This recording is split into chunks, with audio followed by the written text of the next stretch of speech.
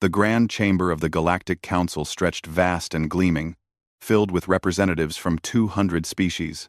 At the center table sat Ambassador Jin-Soo Park, his dark eyes moving calmly between the two groups that looked ready to kill each other.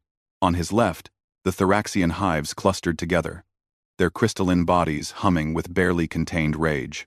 On his right, the Molten Collective's representatives glowed hot enough that the surrounding air shimmered. They had been arguing for 3 weeks. Jin-Soo had been patient for every minute of it. "You burned our mining stations," the Thoraxian speaker clicked. Its voice translated through the universal system. "Your stations violated our territorial claims," the Molten representative rumbled back, heat waves pulsing from its body. Jin-Soo raised one hand. Both sides fell silent immediately. This was the power humanity had earned over 3 centuries of service. When humans spoke in matters of peace, the galaxy listened. "The mining stations were built before current territorial agreements existed," Jin-Soo said quietly. "Neither side violated laws because no laws covered that region at the time. The question is not who is right about the past. The question is what future you both want." He pulled up a holographic map. "This, neutral zone. Neither side claims it. Both sides need resources.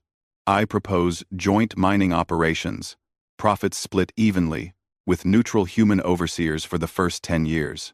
The two species looked at each other. Neither liked it, but neither hated it enough to keep fighting. "We accept," both sides said within minutes of each other. Jin-Soo allowed himself a small smile. Another war prevented. Another bridge built. He had done this 47 times in his career. Humanity had done this thousands of times across the galaxy. In the observation gallery above, several ambassadors from other species watched the proceedings. Council member Vrex, of the Vreen Concordat, leaned toward his companion. A representative of the Zelthari Empire. "The humans are useful tools," Vrex said, his translator keeping his words private between them. "They solve everyone's problems, while we consolidate power." "Indeed," the Zelthari agreed. "They are so busy playing peacemaker that they never notice the real game being played around them. Speaking of which, the human agricultural colonies in the Outer Reach remain poorly defended. They focus all their military resources on protecting trade lanes and diplomatic stations. Perhaps it is time someone taught them that goodwill does not stop warships." They both made the clicking sounds that indicated amusement in their species. Below, Jin-Soo was shaking hands with both parties, unaware of the conversation above. He had another mediation scheduled in 3 hours. The Kasith and Borvani were arguing about trade routes again. After that, he needed to review the proposal for the peace treaty between the Helix Confederation and the Outer Rim Collective. His schedule was full for the next 6 months. It had always been this way. Humanity had emerged into galactic space 300 years ago, and within a generation, they had become the galaxy's diplomats. They had something other species seemed to lack: an ability to see both sides of any conflict, to find common ground where none seemed to exist. Every major treaty signed in the last 2 centuries had a human mediator involved. 70% of them had been initiated by human diplomats, who saw conflicts brewing before they exploded into war. Humanity kept the peace not through military might, though they had adequate defenses, but through endless patience and careful words. Other species called them the bridge builders, the voice of reason, the peacekeepers. What they did not call them was equals. Jin-Soo returned to his office, a modest space despite his senior position. The walls were covered with photographs. Each one showed him or another human diplomat standing between former enemies, all smiling as they signed peace agreements. 300 years of human effort documented in images. His assistant, Ambassador Soo-Min Kim, entered with a concerned expression. "Sir, there are reports of unusual military movements in the Vryn and Zelthari sectors." Jin-Soo frowned. "Those two species hate each other. They would never cooperate on anything. That's what concerns me. Intelligence suggests they might be planning something together. Keep monitoring it." I'll reach out to both sides tomorrow and see if I can learn anything. Right now, I need to prepare for the Kasith-Borvani mediation. Sumin nodded and left. Jinsu turned back to his desk, pulling up files on the trade dispute. It was complex, but solvable. Everything was solvable, with enough patience and the right words. His communication console beeped. An urgent message from the Outer Reach colonies. He opened it, expecting another request to mediate something. Instead, his world shattered. The message was a distress signal. 3 human agricultural colonies had been attacked simultaneously by a combined Vryn-Zelthari fleet. The attacks had been precise and devastating. The colonies had minimal defenses because humanity had always believed their role as peacemakers protected them from such aggression. The casualty count scrolled across his screen. 4 million dead, 4 million farmers, teachers, children, families, 4 million people who had been growing food to supply not just human worlds but dozens of other species facing food shortages, murdered while their defenders were scattered across the galaxy, mediating everyone else's conflicts. Jinsu sat frozen, staring at the numbers. His console beeped again, a message from the Galactic Council requesting his immediate presence. The Kasith and Borvani were threatening to escalate their trade dispute to economic warfare. They needed him to mediate. They needed him. They always needed him. His hands moved across the console, canceling the meeting. Then he sent a message to every human diplomat, mediator, and ambassador in the galaxy. 3 words: return to Earth. He stood, looking one last time at the photographs on his wall. 300 years of building bridges. 300 years of keeping the peace. 300 years of believing that if humanity just worked hard enough, spoke carefully enough, and sacrificed enough, the galaxy would see them as equals. 4 million dead proved otherwise. Jinsu walked out of his office, his face completely blank. Behind him, the photographs of peace treaties covered the walls, representing countless wars prevented and lives saved. Ahead of him lay something the galaxy had never seen before: humanity choosing silence. The recall order spread through human space like wildfire. Within 48 hours, every human diplomat began returning home. They left mediation sessions in the middle of negotiations. They walked out of treaty signings without explanation. They abandoned peace conferences that had taken months to organize. The galaxy noticed immediately. In the Galactic Council chambers, confusion reigned. The Borvani representative stood at the podium, mandibles clicking with agitation. "Where is Ambassador Park? The Kasith have imposed sanctions on our shipping. We need immediate mediation." The Kasith representative buzzed angrily in response. "We would not need sanctions if the Borvani honored trade agreements. Where are the humans?" Council Speaker Thex Vor, a towering creature with multiple arms, gestured for calm. "We have received no explanation for humanity's withdrawal of diplomatic personnel. Perhaps there is a reasonable explanation." The doors opened. Every head turned, expecting to see Jinsu Park or another familiar human face. Instead, Minister Heijin Choi entered the chamber. She was younger than Jinsu, with sharp features and eyes that seemed to look through rather than at people. She walked to the human delegation's table and sat down. Then she did nothing. Thexvor waited for her to speak. The chamber waited. Heijin simply sat, hands folded on the table, staring straight ahead. "Minister Choi," Thexvor said carefully, "we request an explanation for humanity's sudden withdrawal from diplomatic operations. Many critical negotiations have been abandoned." Heijin did not respond, did not acknowledge the question. Her face remained expressionless. Vrex of the Vryn Concordat leaned forward. "This is ridiculous. We demand to know what humanity thinks it is accomplishing with this theatrical silence." "Nothing." Heijin might as well have been carved from stone. The Zelthari representative stood. "If humanity believes it can pressure the Council through these childish games, they are mistaken.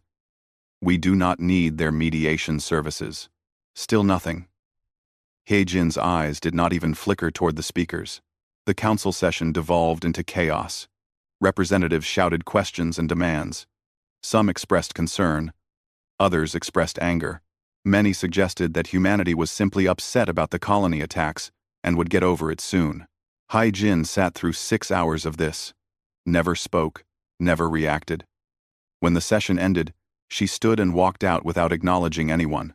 She returned the next day. And the day after that. Always sitting in silence. Observing everything. Saying nothing. The galaxy attempted to continue without human mediation. The results were immediate and disastrous. The Kasith-Borvani trade dispute exploded within a week. Economic sanctions escalated to blockades. Blockades led to skirmishes between merchant vessels. Without human mediators to find middle ground, both sides dug into entrenched positions. On the border between the Thraxian hives and the Molten Collective, the fragile peace Jinsu had built shattered.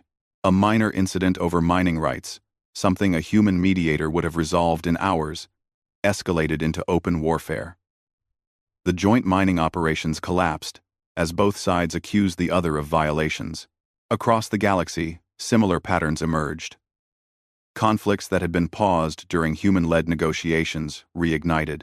Species that had maintained careful peace because human diplomats kept communication channels open suddenly found themselves unable to talk to each other without the conflict escalating. The Galactic Council attempted to assign their own mediators to various conflicts. Species volunteered their best diplomats to fill the void left by humanity's silence. Every attempt failed spectacularly. The problem was simple, but profound. Human mediators had worked because no one viewed humans as competitors. Humanity had no territorial ambitions, no resource conflicts with other species, no ancient grudges.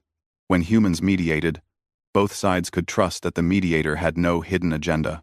When a Vryn diplomat tried to mediate between the Kasith and Borvani, both sides immediately suspected the Vryn of favoring their own trade interests. When a Zelthari offered to help resolve the Thraxian molten conflict, both sides rejected the offer, knowing the Zelthari had resource agreements with the Molten Collective. Every species in the galaxy had conflicts with multiple other species. Centuries of trade disputes, territorial arguments, and cultural differences meant that no one trusted anyone else to mediate fairly, except humans. And humans had stopped talking. 2 months into the silence, the numbers were undeniable. 17 new conflicts had erupted across the galaxy. 8 long-standing alliances had collapsed under the weight of unresolved disputes. Galactic trade had decreased by 35% as species blockaded each other or refused to honor agreements without human witnesses. In the council chambers, He-Jin continued her silent vigil. Some representatives had stopped trying to engage her. Others still attempted to draw her into conversation, growing increasingly frustrated when she ignored them completely. Several council members attempted to visit the human delegation's quarters outside the official chambers. They found the doors locked and all communication requests unanswered. Junior council member Yara Sesh, a young representative from a minor species, began reviewing historical records. She discovered something that chilled her. 73% of all functioning treaties in the galaxy had been mediated or witnessed by humans. 82% of current trade agreements relied on human arbitration clauses for dispute resolution. Hundreds of species had built their diplomatic relationships on frameworks created or maintained by human diplomats. Humanity had not just been mediating conflicts. They had been the foundational structure holding galactic civilization together, and now they were gone. On Earth, Jinsu stood in his empty office. The photographs still covered the walls, but the room felt hollow. He had spent 30 years of his life building peace, and it had taken one attack to show him the truth. The galaxy had never valued humanity's work. They had simply used it. He reached up and unpinned his ambassador's insignia from his collar. The small badge felt heavy in his hand, weighted with 3 centuries of human effort and sacrifice. Outside his window, transport ships arrived constantly, bringing home diplomats from across the galaxy. They would not be going back. The galaxy wanted to see what happened without humanity's voice. They were about to find out. 3 months of silence had passed. The Galactic Council chamber had become a place of constant shouting. Yarasesh watched from her seat as 2 council members nearly came to physical blows over resource rights. Security personnel had to intervene. This would have been unthinkable a year ago. Now it happened almost daily. The war between the Thoraxian hives and the Molten Collective had escalated beyond anyone's expectations. 17 star systems were now contested territory. Civilian casualties numbered in the millions. Both sides had called for council intervention. But without neutral human mediators, every proposal for peace talks had collapsed before they even began. Neither side trusted council mediators. With good reason. Yarasesh had documentation showing that 4 different council members had secret trade agreements with either the Thoraxians or the Molten. Any mediation attempt was immediately viewed as biased. The Kasith-Borvani trade war had spread to involve 6 other species. Economic chaos rippled through multiple sectors. Food shortages were beginning in systems that had relied on trade networks, now disrupted by blockades and sanctions. And through it all, Minister He-Jin Choi sat at the human delegation table, silent as a statue. Yarasesh had tried to speak with her once. She had approached the table after a session, trying to appeal to reason. Minister Choi, please. I understand humanity is grieving. I understand you are angry. But species are dying. The galaxy is tearing itself apart. He-Jin had looked directly at her. For a moment, Yarasesh thought she might respond. Instead, He-Jin had stood, walked past her, and left the chamber. That was 5 weeks ago. Yarasesh had not tried again. Reports came in daily of new conflicts, collapsed negotiations, and escalating tensions. The council tried to maintain order, but the truth was becoming impossible to ignore. Without humanity mediating disputes, the galaxy had no mechanism for peaceful conflict resolution. 300 years of dependency had left every species unable to talk to each other without human translators. Not language translators. Those devices worked fine. But cultural translators. Intent translators. Someone who could hear what was actually being said beneath the words and help both sides understand each other. Only humans had done that. And humans were done. Yarasesh received an intelligence report that made her blood run cold. Several species had begun attempting to raid abandoned human mediation outposts, hoping to find databases or intelligence that might help them understand how human diplomacy had worked. Every facility had been scrubbed completely clean. Not a single file remained. Humanity had erased 3 centuries of diplomatic knowledge and taken it home. Also, 81.9. More disturbing were the other reports. Humanity had been quietly fortifying their borders.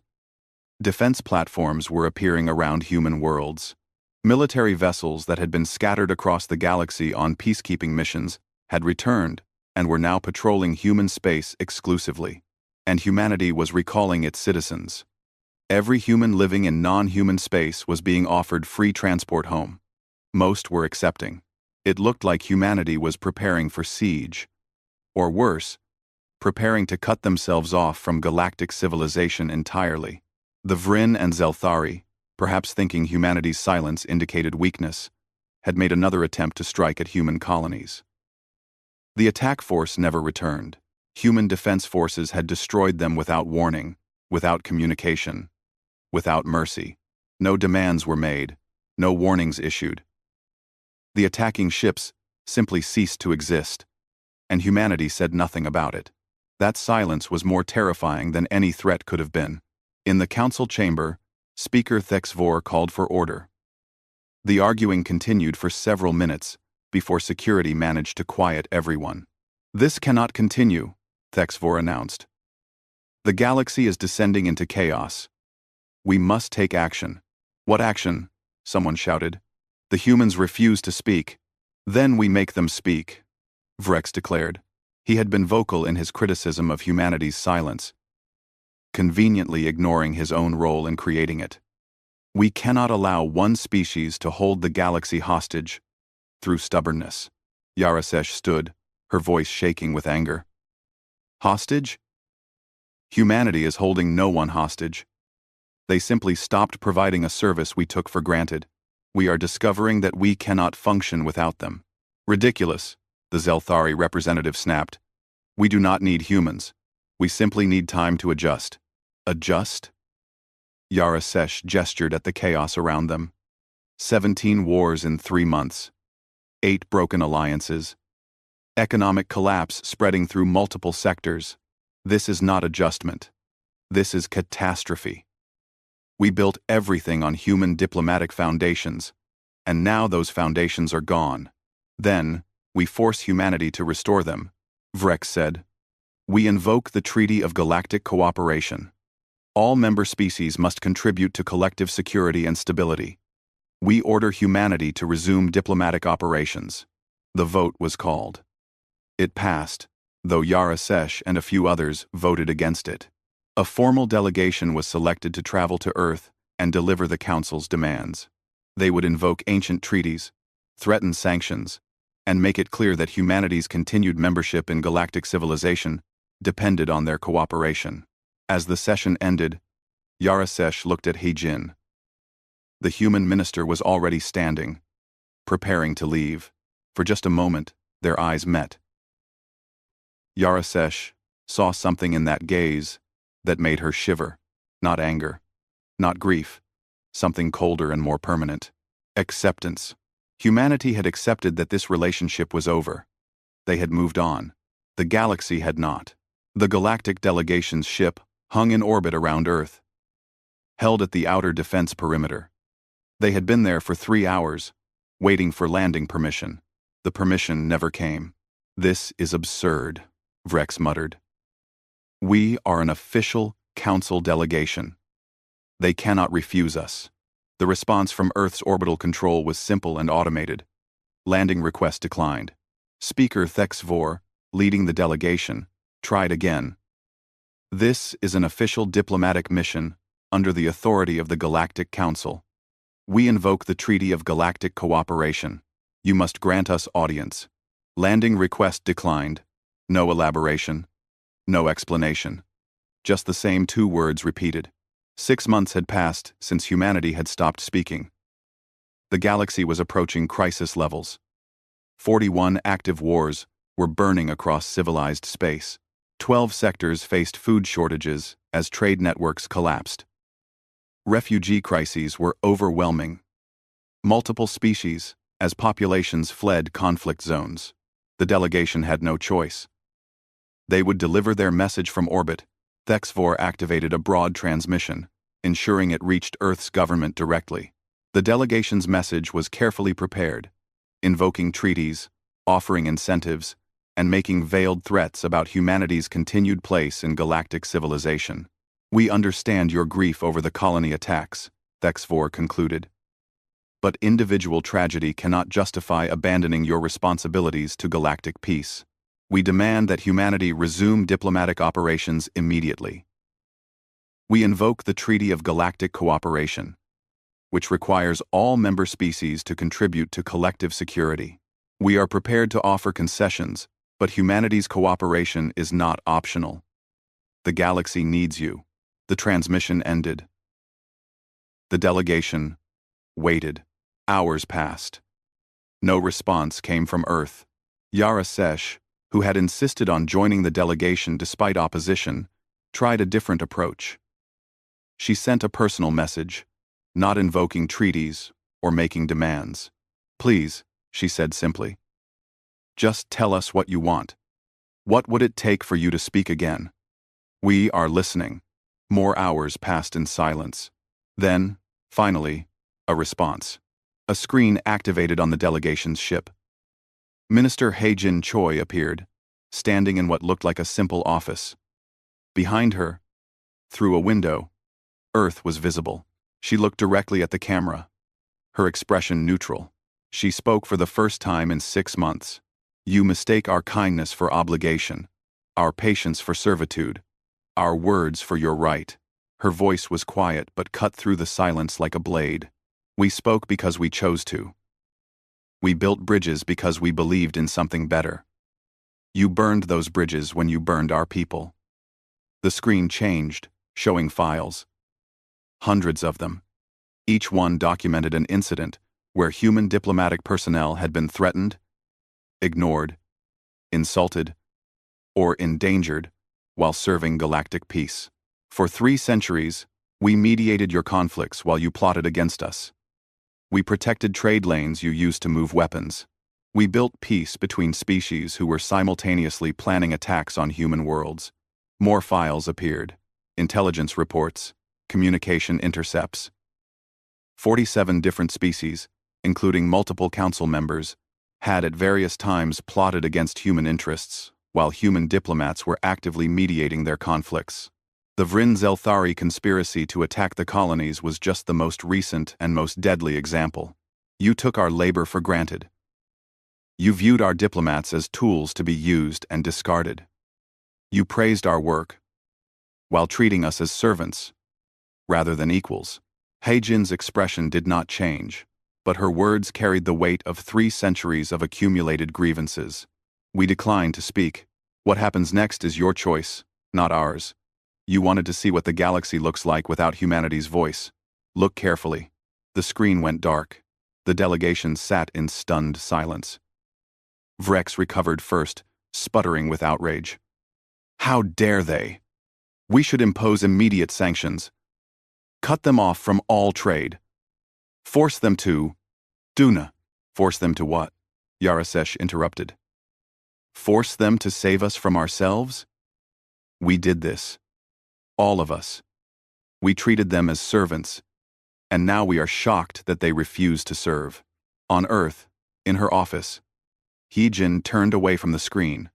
Jinsu entered the room, looking exhausted. Did we do the right thing? She asked quietly. Jinsu walked to the window, looking down at Earth. Then he pulled up a display, showing casualty figures from the colony attacks. 4 million names.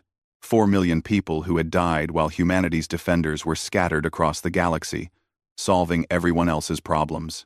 They need to learn that peace is not free, he said. It was bought with our effort, our time, and apparently, our blood. They took it for granted because we never made them pay for it. And now they learn what peace actually costs. What diplomacy actually requires. What it means to maintain civilization without someone else doing the work for them. Heijin nodded slowly.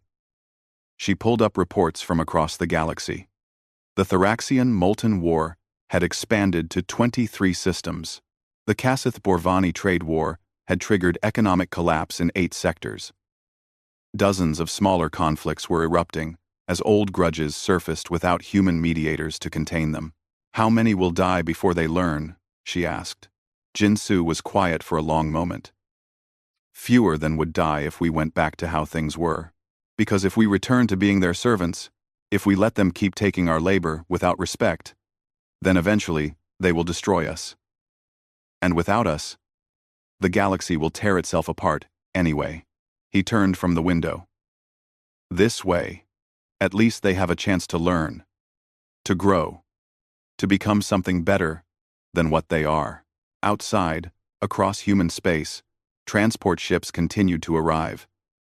Human citizens were coming home from every corner of the galaxy. Earth's population was swelling as humanity consolidated. They were not preparing for war. They were preparing for independence. The galaxy had frozen in dread when humanity declined to speak. Now they would have to learn to speak for themselves, or fall silent forever. 10 months had passed since humanity's last words to the galaxy. The crisis had reached desperate levels. Yara Sesh led a small coalition of younger council members toward Earth. They came not in an official delegation ship, but in a simple civilian vessel. They carried no demands, invoked no treaties. They came as supplicants. Earth's orbital control acknowledged them immediately this time. State your purpose. Yarasesh spoke carefully. We request permission to speak with humanity's representatives, not as council members making demands. As individuals asking for help, we admit our predecessors' crimes. We acknowledge the galaxy's guilt. We are not asking for your service. We are asking for your mercy. Teach us how to speak to each other. There was a long pause. Then, permission granted for landing. Proceed to the following coordinates. The ship descended through Earth's atmosphere. They landed not at a government facility, but at a memorial site, in what had been one of the destroyed colonies. The colony had been partially rebuilt, but the memorial remained. 4 million graves stretched across the landscape.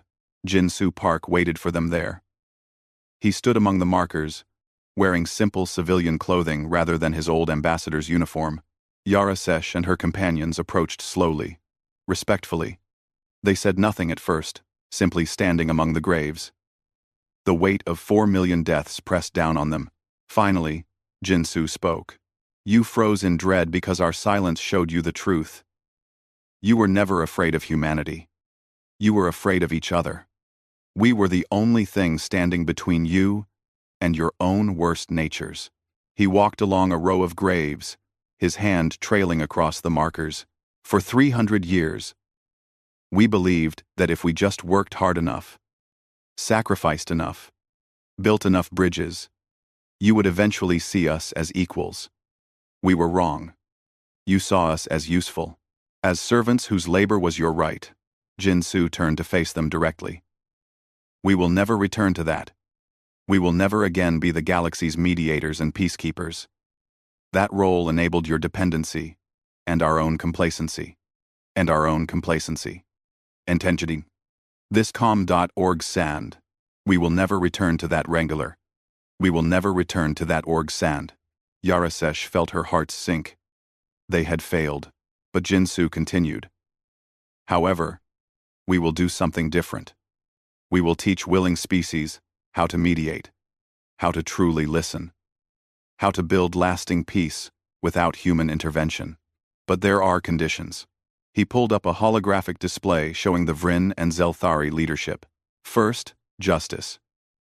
The species responsible for the colony attacks must face consequences. Their leaders will be tried for their crimes. They will compensate the families of those they murdered, and they will spend the rest of their lives helping rebuild what they destroyed. The display changed, showing the destroyed colonies. Second, restoration. Every species in the Council will contribute to rebuilding these worlds. Not as payment to humanity, but as a reminder of what happens when you treat peacemakers as disposable. Another change. Showing a proposed structure on Earth. Third, respect. We will establish the Academy of Voices. Diplomats from species who wish to learn will come here, to Earth, to study genuine mediation, but they will come as students, not as our superiors. They will learn that diplomacy is a skill, requiring effort and respect, not a service they are entitled to. Jinsu looked at each of them in turn. Humanity knew our silence would cause chaos. We knew the galaxy would suffer, but we also knew it was the only way to make you understand what you had taken for granted. Peace is not free. Someone pays for it, with effort, time, and sacrifice. For 3 centuries, humanity paid that price alone, while being treated as tools. He gestured to the graves around them. These people paid the ultimate price. They died because humanity was too busy solving everyone else's problems to adequately defend our own people. That will never happen again. Yarasesh found her voice. We accept your conditions. All of them. Please, teach us. Help us learn to be better than what we have been. Over the following months, the conditions were met. The Vryn and Zelthari leadership were tried by an independent tribunal. The evidence of their conspiracy was overwhelming. They were imprisoned, and their governments were required to pay reparations and provide labor for reconstruction. Every council species contributed resources to rebuild the destroyed colonies. The construction became a massive collaborative effort, a physical reminder of the cost of taking peace for granted.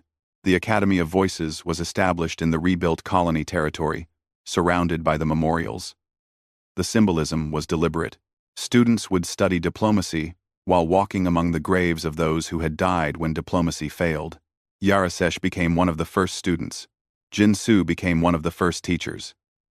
He was patient but demanding, pushing his students to understand not just techniques but principles, to see beyond their own perspectives, to genuinely listen rather than waiting to speak.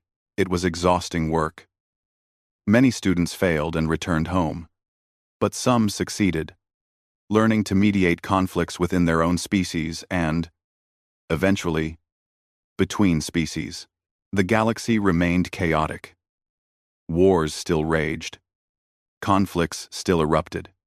But slowly, graduates of the Academy began making differences in their own regions.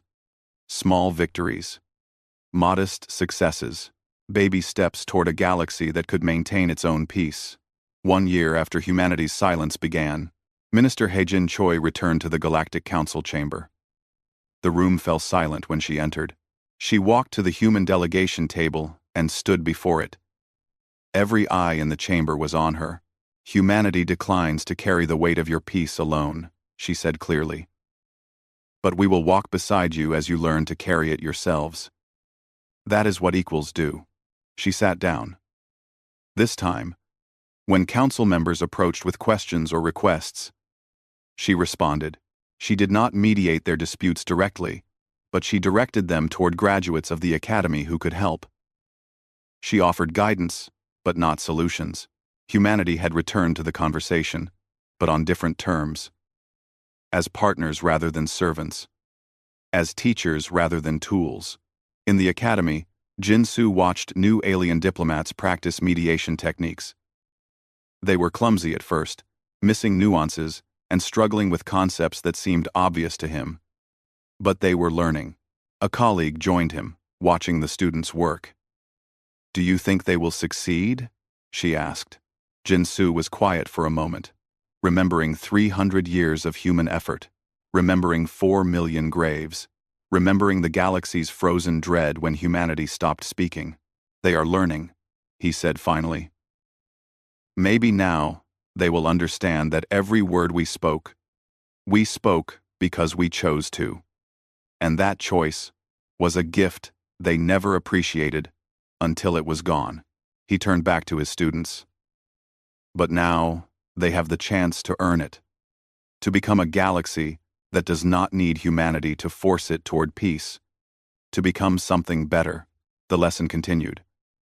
Outside, across the galaxy, small victories were being won, not by human mediators solving everyone's problems, but by species learning to solve their own problems, learning to talk to each other, learning to value peace because they understood its cost. Humanity had declined to speak, and the galaxy had frozen in dread. But from that silence came the first genuine conversation the galaxy had ever known. Not words spoken for them by human mediators, but words spoken by species who had finally learned to speak for themselves. It was not perfect. It would never be easy. But it was real. And it was earned. And that made all the difference.